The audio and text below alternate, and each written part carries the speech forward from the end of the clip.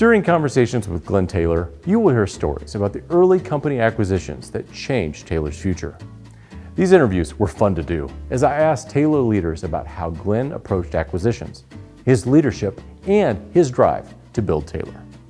I would say acquisition is something that I always really loved. I loved the competition. I loved getting the best price. I loved the idea of bringing new employees in. People think about someone of his import being driven about multi-million dollar, $100 million deals. He's just as driven about the little details. He had a special skill in negotiation, and he knew how to dig down to things that weren't necessarily just financial. So for some of the people that were selling, it was maintain my family name on the business. For some people, it was I want my family to still be involved in the business if possible. Now, you can never make a guarantee to that, but at least we gave them that opportunity. Almost always in an acquisition, it's about legal and finance and making sure you get that right. And at Taylor Corp, we had strong legal and finance people and made sure we got that right. And we would understand the operations, and we would understand the customers and the marketing. And I think this was Glen's big bring, we would understand the people. The thing that Glen does with acquisitions better than anybody I've ever worked with or seen on the outside is he never got deal fever. And that's when you overpay and you under-strategize and you get a bad deal. He just doesn't do that. It's like he knows, he has that confidence that says there's always something else to buy. I don't know what it's going to be, and I'm perfectly fine turning down whatever's on the doorstep today if it's not a fit for me at this time, even if we go back years later. The other element of that is he's very persistent. There's acquisitions that we've made that we started talking to them 15 years before the company got acquired. And eventually, you get what you want, but you never overpay, you never underplan. That's the key to our success with acquisitions. When we were in a lot of these negotiations, watching how he handled it, he tended to move things away from the money part. And another thing that I think he did really well is a lot of times when he was asked a tough question, he came back with a question. Why Glen got deals done that other people couldn't do was because he said, we'll leave your employees here. We're not going to move the business. We're going to build your business in your community. And that means a lot to sellers. And you can't put that in a contract, but he was a man of his word, and he lived by it. When we did end up acquiring companies, it made our transition with the company much easier because we didn't walk in day one and have to form relationships. We'd already done it. And so the relationships really mattered in so many aspects of the business. Growing as fast as we have and doing the acquisitions we have has something to do about the story that you tell the employees.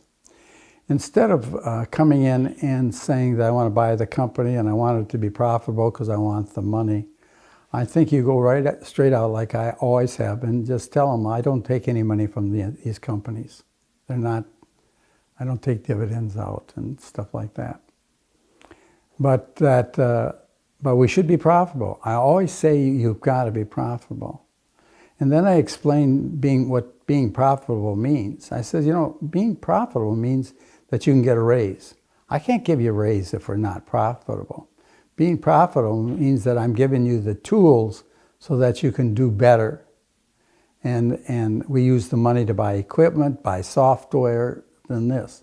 So in other words, you work hard and you do all these things for yourself. You aren't doing it for Glen Taylor. Don't ever think that you're doing it for Glen Taylor. It's so much easier to be a good employee and to do it the right thing and work hard. If you're doing it, it's going to help you and your family. In this section, I pressed leaders to learn why Taylor was able to win acquisitions and how we're able to turn those purchases into success for Taylor. We also discussed how this growth was an opportunity for emerging leaders to pursue challenges. Well, in the early days when we were looking at these acquisitions, we were definitely looking at our competition. And the reason is we understood costs and how important it was. And then we could look at some company, very quickly see that they were wasting money in this area just because we weren't. They were buying from the wrong vendor. They didn't understand that you didn't have to pay this much for it. They hadn't bargained strong enough. So that was really quick. And I'm just saying, I mean, within a week, you knew that about the company. So you could change those companies around really fast. From a dealer's standpoint, what we were really looking for is, do they have dealers that we didn't have? And are they bringing us new customers? In the acquisitions, especially in the wedding field, we were in a position where we probably had double the profit margins of most of the people we were buying. Now, if we're being very candid here, we bought them on the margins they were making. And within a very short period of time, we could come in and double those margins and pay for those companies fairly rapidly. And that's how we were able, a lot of how we were able to make a lot of these acquisitions with internally generated profits. Even when we were at conventions of different printers, they had no idea how big we were, how much larger we were than the companies that were coming up and kind of poo-pooing us, because here we were, this little company in Minnesota, and they were from Chicago or, LA and New York, and they knew much better than us. And 10 years later, we were buying their company. Nobody talked about it a lot, but everybody just kind of understood that we were going to grow at least 20% a year. And half of it would be internal, and half of it would be through acquisitions.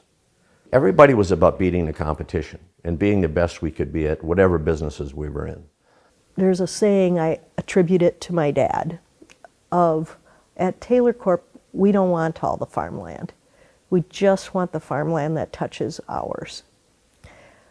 Right? Is just perfect for how the organization as a whole works. Let's not go off and do some crazy thing we don't know about. Let's do things that are like what we know, but are going to stretch us a little bit.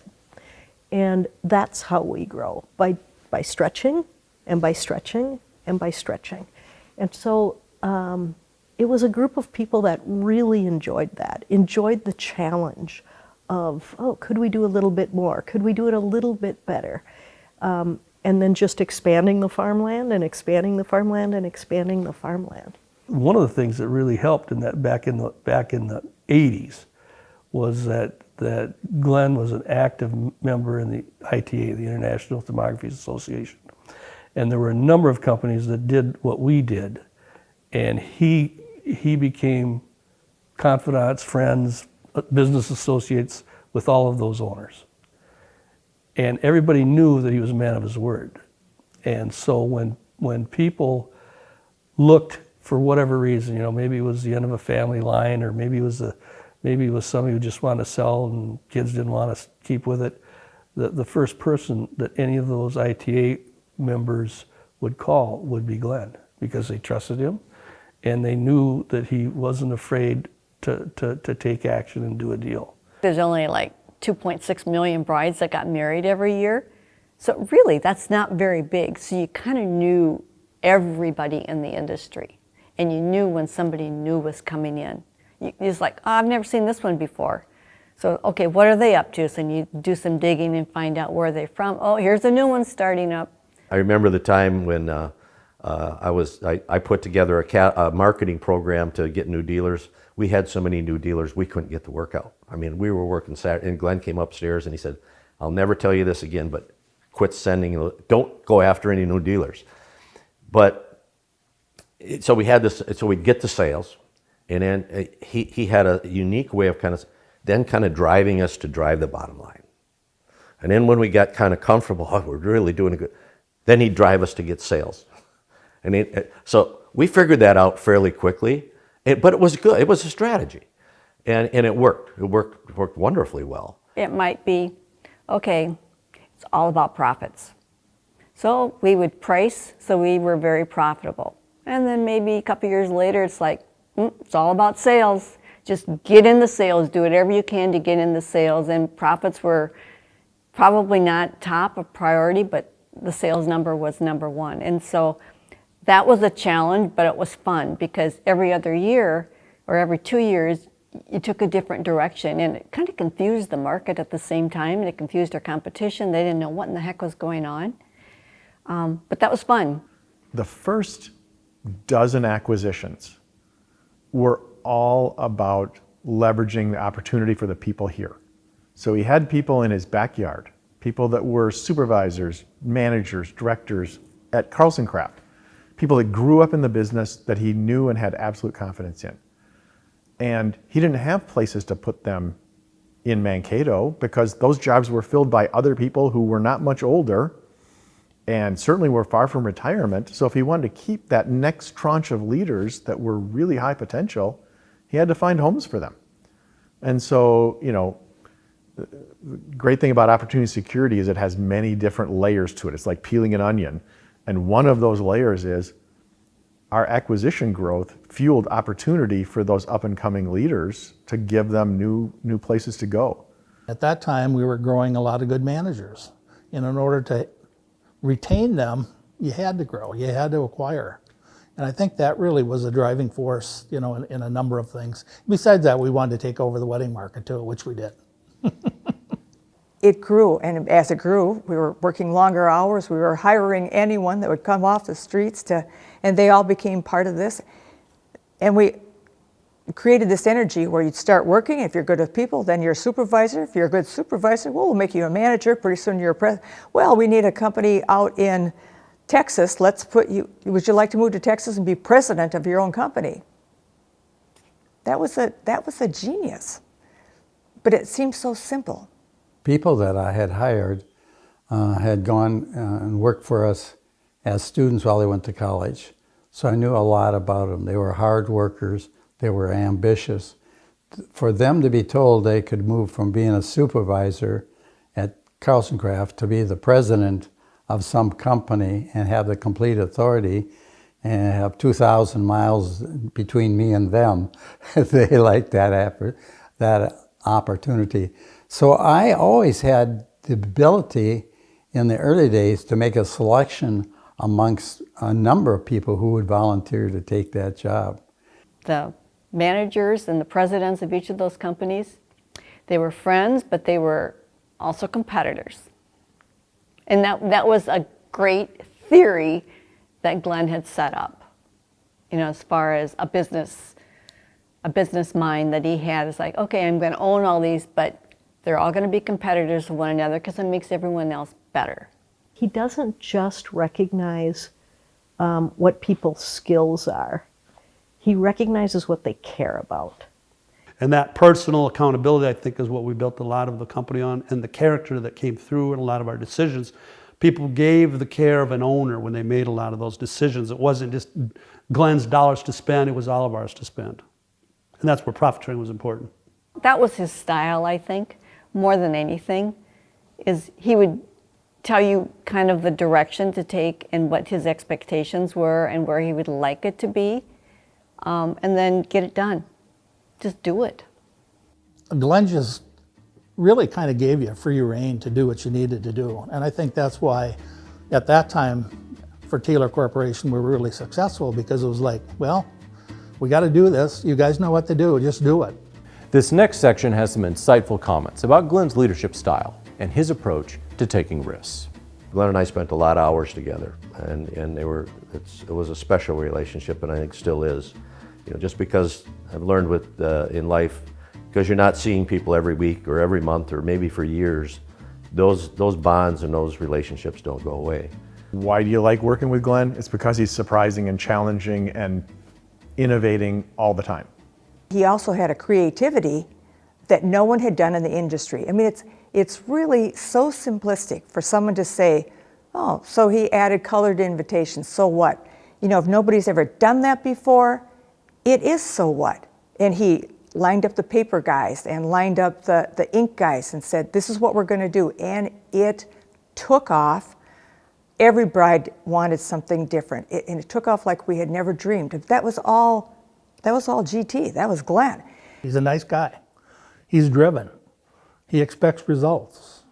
There was a trust there. There was a trust there that disagreement in business about a decision wasn't grounds for termination in Glen's mind. He liked that. He liked to be pushed. He liked not to have generally yes men around, during that time. And I for sure was not a yes man. It made a lot of people frustrated with me over the years, and I was thankful that people put up with me. And hopefully there was enough good out of it versus the challenges that I posed. We had some pretty strong disagreements. And I remember especially one late one afternoon evening, and I went home and I thought, holy cow, this was not good. This was not good. And I went back the next morning and walked in his office and I said, I apologize. He said, you don't need to apologize. He said, I'll tell you what, the only way we disagree is how to get there, not where we're going. And that was prophetic. And he was absolutely right on. And I think the fact that we both wanted to go to the same place and that connection was really special. And the fact that we could have some pretty serious discussions on some things. And, early on, he was more right than I was because I was younger and inexperienced. But later it was we kind of found a middle ground on most things that got us to a better place. And I'm not trying to say that, who was smarter it wasn't about who was smarter than the other. It was about sharing those ideas and finding a better way. He has a way of knowing people, reaching people. People want to work for him. They want to succeed for him. If you're going to deal with people over the long run, and most of my relationships, that has been a very important part of my life, is to people that I've met at a young age, dealt with them, and they stayed in employment or friends. It's based upon that they tell you the truth, that you respect their opinion, and that a handshake is just as good as a contract. I've said that many times. Glen's going to take lots of gambles in lots of different fields, and it never puts all our eggs in one basket. So if a particular market goes down, we've been making investments in all these others that can sustain that one until that market comes back. He is a risk taker, but he's very good at measuring what works or what won't work. And if it won't work, he's not going to jeopardize anybody else's jobs just because he wants this one. Back in the heyday of our acquisitions, we probably looked at over 1,000 different opportunities a year. We would get serious about looking at maybe 30 of them, and then maybe we did 10, 12, 15. And so by being opportunistic, he never was pigeonholed into, I have to get X.